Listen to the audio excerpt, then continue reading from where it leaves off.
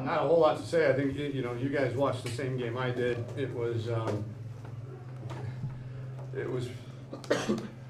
very, very much the way that we told our players it was going to be. Coach Brown gave me some sage advice on Monday. We talk every week, early in the week, and he said, make sure you tell your team that the Kansas State team that you see on video is not going to be the same Kansas State team you see in Bill Snyder Family Stadium on Saturday afternoon, that you're going to get a more aggressive, a more cohesive, a more physical outfit. And he was exactly right. And we told our guys that, and they were ready for that. And so there's not a coach in this profession that I have more respect for than Bill Snyder. I think he's kind of the gold standard of what we all strive for our programs to be, which is tough, physical, they're great tacklers, they're great technicians in everything that they do, and you can tell that they play for each other. So that was a really good football team that gave us their best shot. Obviously, we got a lot to clean up, but to be able to do something in Manhattan, Kansas that a Texas team hasn't done in 16 years still should be celebrated. And to end the game the way that we did when things were looking fairly bleak there for most of the second half, for the defense to get the offense the ball back up by 5, and then I believe for the 4th straight week, our offense getting a few first downs and ended up taking a knee against that defense. That's pretty tough to do. And again, there wasn't an opponent on our schedule last year that I think that we would have been able to do that. I think we took another step. Obviously, we didn't win the turnover battle. I think we're both 0 for 0, but we got a special team score. We got a defensive score. But obviously, when we lose the penalty, 11-0, 10-0.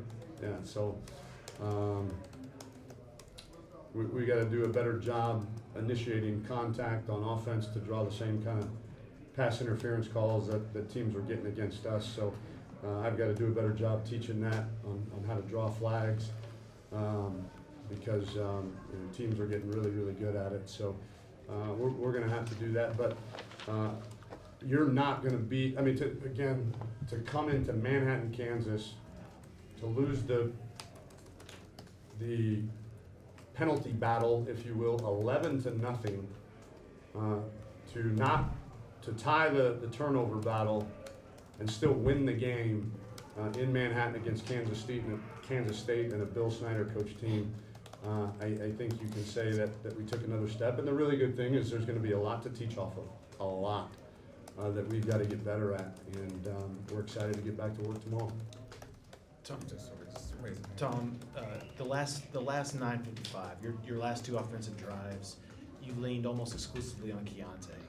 And you've rotated backs, you've rotated receivers, but Keontae and Colin are your 2 money guys down the stretch. Was that by design?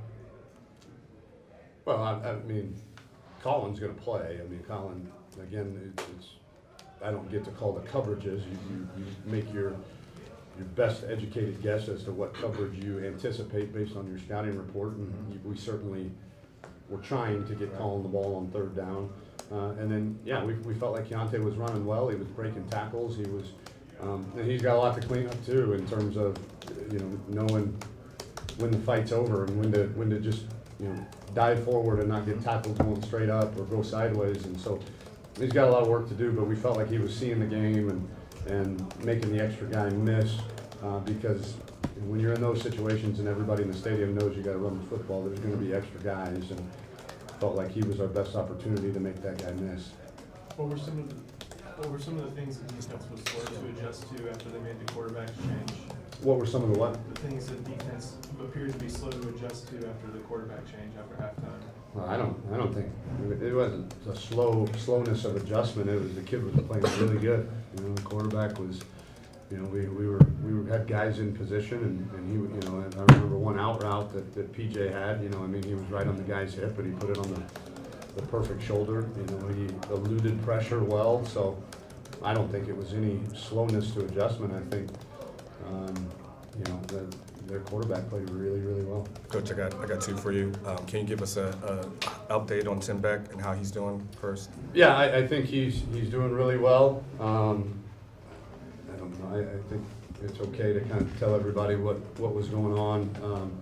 He had a bacterial infection in his elbow that, I mean, it's a good lesson to all of our coaches that, you know, he tried to tough out for a week or so, and it kept getting worse, and so much so that he started developing a fever on Wednesday, and they took him to the hospital Wednesday after practice, and that infection had gotten into what I believe like the bursa and inside the actual elbow itself, and so we had to have, obviously he had to be in the hospital and on IV type antibiotics, as well as he had to have surgery yesterday to go in and, or Thursday, I think it was Thursday evening, had surgery to go in and clean all of that infected area out. So again, not life-threatening as of now. The doctors did a good job, but again, I told our coaches that's a lesson. You got one of those nagging deals, man. Get it looked at, because I'm sure he wished he would have, and but we're happy that he did get it looked at, and wish him and Tamara our thoughts and prayers, but expect to have him back in the next day or two. Okay, my second one, Coach, when you inherit a program that has struggled so much prior to you getting here, and you had to do all the building blocks last year, it's easy to nitpick a win, but do you have to say, you know what, a win's a win, sitting at 4-1 is better than any alternatives, and you just kind of have to appreciate the moment? Yeah, they don't, at the end of the season, when you look at our record, you're not going to see half of a W in the win column for this. You're going to see a full W, and it's going to count just like this. It's going to count exactly the same as beating USC by whatever we beat them, and TCU by whatever we beat them. They all count the same. And we told our guys that championships are won on the road.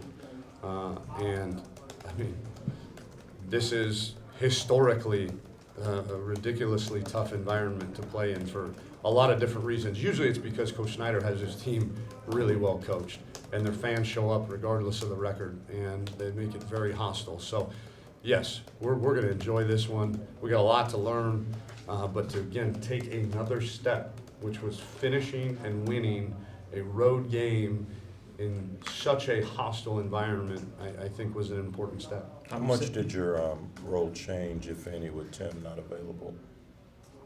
Not a whole lot. You know, I think just not a whole lot. I'm trying to really think. You know, a lot of guys with a lot of good ideas. A lot, you know, the special play that, you know, the throwback to Sam, which set us up, I believe, for our first touchdown. You know, one of our guys said, "Hey, it's time for this," and so I think our guys did a really good job rallying together and you know, pumping out some good ideas. We had some good ideas in the run game there late too that proved to be very helpful. Tom, you guys are not an undisciplined team by any stretch, but to see that many penalties, it's almost like y'all couldn't get out of your own way a little bit out there. I mean, what were you thinking? Some of the stuff that's going on. Yeah, we obviously got to play the ball better. What do we have, 4 pass interference calls, or 5 maybe even, something like that. So we got to coach our guys how to play the ball better. We really do, and what that means. And I've got to get a good explanation from our new head of officials on exactly what we can and can't do. But you know, again, most of these penalties are aggressive penalties. I don't think we had. Now we had one false start, which was you know, a freshman tailback that got antsy. They just went off sides, but other than that, Yeah, they're the and one off aggressive sides. You know, so procedurally, I thought we were good. It's the in play penalties that, you know, we've got to do a better job coaching great technique and you know, making sure at least that we're coaching. Again, we got to coach our receivers better too, because we got to be able to draw some of those flags as well. But that being said, though, you've said before y'all can't play a C-plus game and win. I mean, that kind of was a textbook C-plus type of game, and you did win in a big place here. Does that say something about where y'all are headed?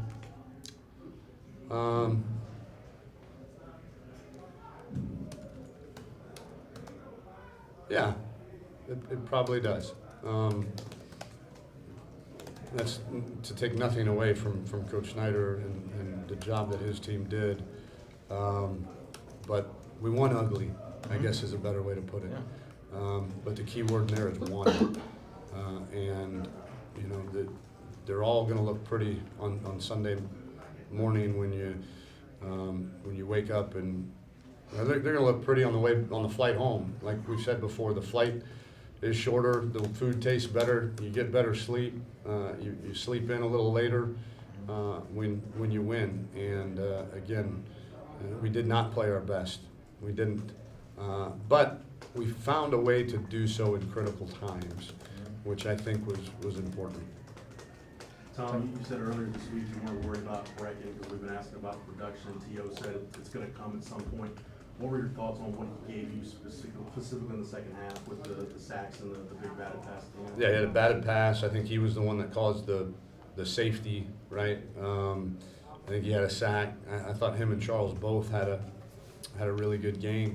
You know, and again, there's usually not every player on defense can be the defensive player of the game, and not every player on offense can be the offensive player of the game. You know, if there's a reason why, you know, Gary Johnson 2 weeks ago was the conference player of the game. Is Gary Johnson a good player? Yeah, heck yeah, he is.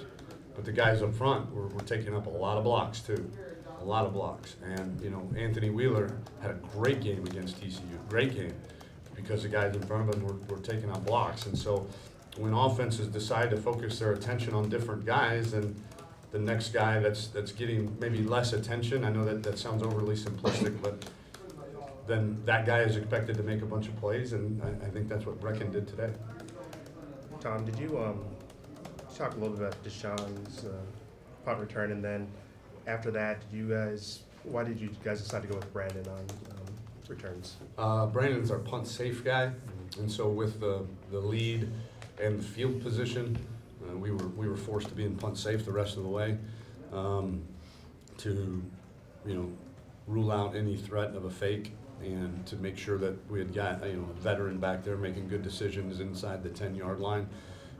Wish we weren't. I wish we'd have gotten a 3 and out or 2 that we could have put our punt return unit back out there. But yeah, Deshaun did a great job making a couple guys miss, but I saw a bunch of really good blocks.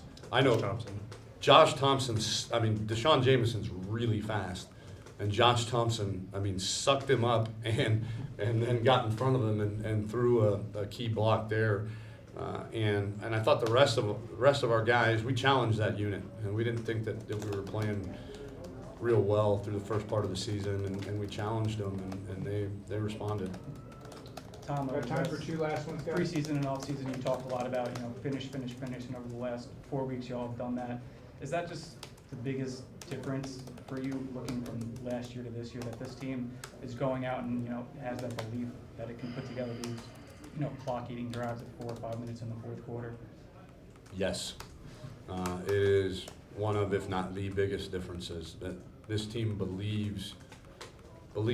this team knows that they can finish. One, because they know how they're trained and how they do train, but they also know now because they validated it week after week after week. And that's a very good feeling to have, to know that, again, if you play your best, you're going to be able to finish this game out and not have to worry about anything else. And we have proven against some really good football teams that we're able to do that. Without looking at the Last film, one, guys. without looking at the film yet, it's your evaluation of Sam today, Sam Elliott. I thought he took the underneath stuff very well and very accurately. I thought the deep shots early and missing on those, a couple of them to Duvernay, that